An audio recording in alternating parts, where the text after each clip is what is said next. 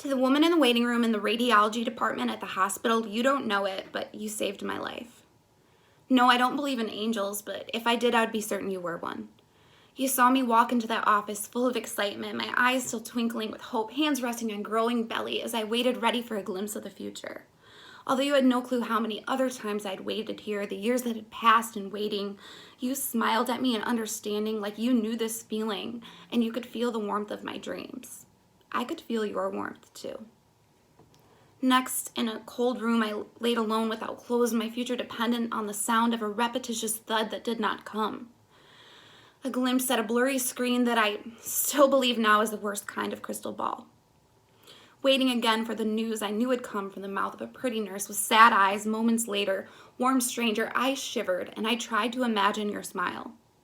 Searching for anything warm, I held my breath, and oddly, I pictured you.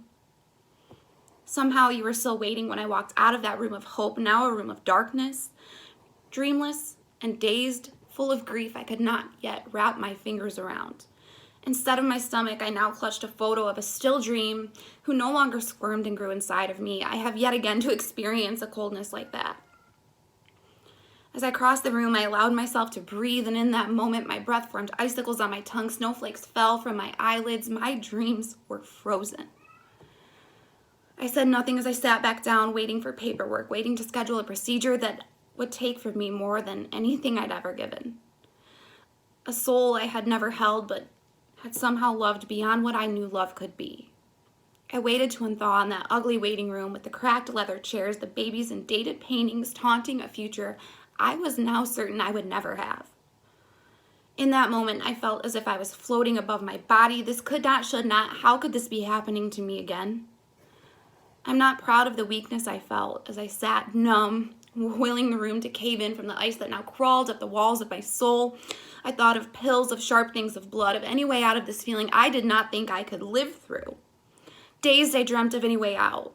Stranger, you glanced my way and moved to the seat next to me. You said nothing at all, sweet stranger, but in that moment of absolute aloneness, you grabbed my hand and pulled me back to earth.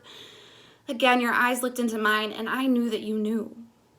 You squeezed my fingers, and your kindness was a warm breeze that thawed my hands and helped me to breathe. Snowflake tears melted and rolled down my cheeks, the first step of healing. No, you said nothing, but your eyes told me that you somehow had been here once too. And I will never get to explain my gratitude, but as your warmth slowly calmed me, I stopped picturing sharp things.